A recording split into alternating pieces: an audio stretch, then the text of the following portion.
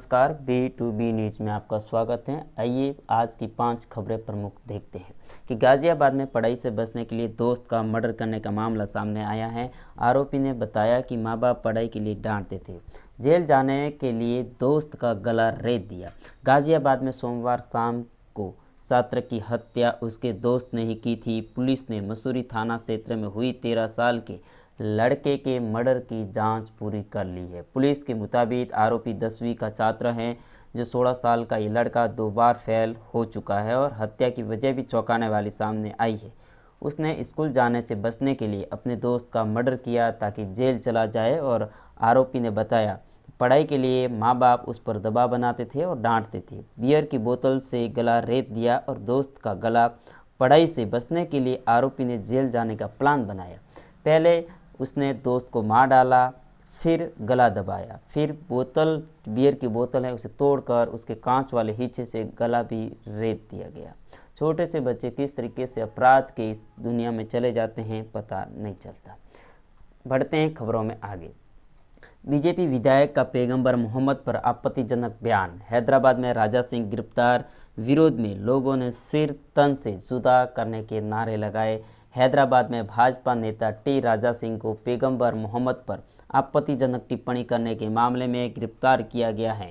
गोसा महल से भाजपा विधायक राजा सिंह ने वीडियो में पैगंबर को लेकर आपत्तिजनक शब्दों का इस्तेमाल किया था और बाद में इन्होंने इसे मजाक बताया था, लेकिन बड़ी संख्या में लोग इनके विरोध में सड़कों पर उतर आए और लोगों ने सोमवार मंगलवार के दरमियान रात से प्रदर्शन करना शुरू किया, जो मंगलवार सुबह तक जारी रहा। लोग राजा सिंह की गिरफ्तारी की मांग कर रहे थे। उसके बाद दबीरपुरा पुलिस स्टेशन में उनके खिलाफ आईपीसी की धारा 295A व 153A के समेत कई धाराओं में केस दर्ज किया गया है। पुलिस ने इस मामले की जांच शुरू कर दी है और पुलिस ने प्रदर्शनकारियों में से कई लोगों को हिरासत में लिया है। Hyderabad police commissioner office, director general of police और पुराने पुलिस कमिश्नर ऑफिस के दफ्तर बाहर बड़ी संख्या में पुलिस बल तैनात किया गया है। बढ़ते हैं खबरों में आगे। देवी देवताओं पर जाति पर जेएनयू चांसलर का बयान। बोली कोई भी देवता ब्राह्मण नहीं, शिव आदिवासी जो सांप के साथ कब्रिस्तान में बैठते थे। जवाहरलाल नेहरू यूनिवर्सिटी यानी कि जेएनयू की कुलपति ने शांति श्री धूलीपुड़ी पंडित ने सोमवार को देवी देवताओं और जाति को लेकर बयान दिया। उन्होंने कहा कि हिंदू देवता और ऊंची जाति से नहीं आते हैं। भगवान शिव भी शूद्र हैं क्योंकि वे शमशान में बैठते थे। केंद्रीय सामाजिक न्याय और अधिकारिता मंत्रालय ने एक सेमिनार रखा था जिसका विषय था doctor B R. Ambedkar thought on gender justice recording the uniform civil code. हम आज तक कास्ट सिस्टम क्यों मान रहे हैं? पंडित ने कहा कोई देवता ब्राह्मण नहीं है, सबसे ऊंचा क्षत्रिय हैं। शिव अनुसूचित जाति और अनुसूचित जनजाति के होने चाहिए क्योंकि शमशान में सांप के साथ बैठते थे। उनके पास पहनने के लिए बहुत कुछ कपड़े होते थे।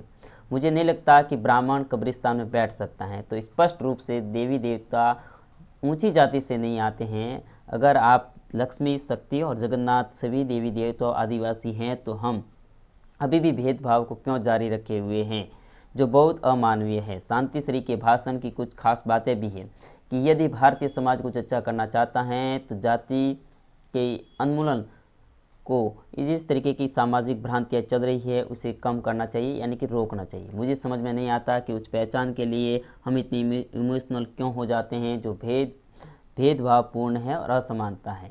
इस तरीके की बात जेएनयू चांसलर ने कही है।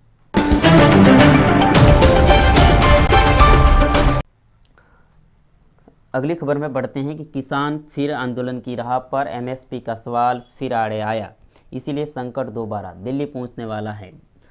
किसान फिर आंदोलन की राह पर है। लगभग 8 महीने हो गए हैं। सरकार ने विवादित विधेयक वापस लेते हुए किसान की मांगों पर विचार कर जल्द से जल्द हल निकालने का वादा किया था, लेकिन कुछ नहीं हुआ। किसानों पर हुए मुकदमे वापस लेने आदि की मांगें जरूर है। किसान सबसे बड़ा मामला है एमएसपी का। एमएसपी यानी कि मिनिमम सपोर्ट प्राइस यानी न्यूनतम समर्थन मूल्य। किसान चाहते हैं कि उनकी फसल एमएसपी से कम पर कहीं भी नहीं खरीदी जाए। दरअसल होता ये है कि खरीद का कोटा पूरा होते ही मंडी और मंडिया समितियां फसल खरीदना बंद कर देती हैं और बची हुई फसल किसान मजबूरी में व्यापारी को बेचता है और व्यापारी एमएसपी जैसी आदि चीज़ों को मानता नहीं है। वह उस समय हिसाब से अपना भाव तय करते हैं और बेचना हो तो बेचो वरना जाओ।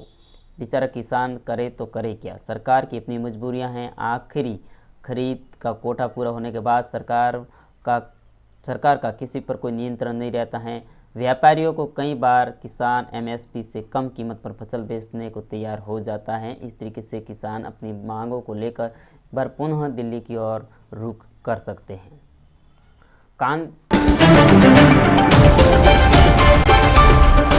खबरों में आगे बढ़ते हैं।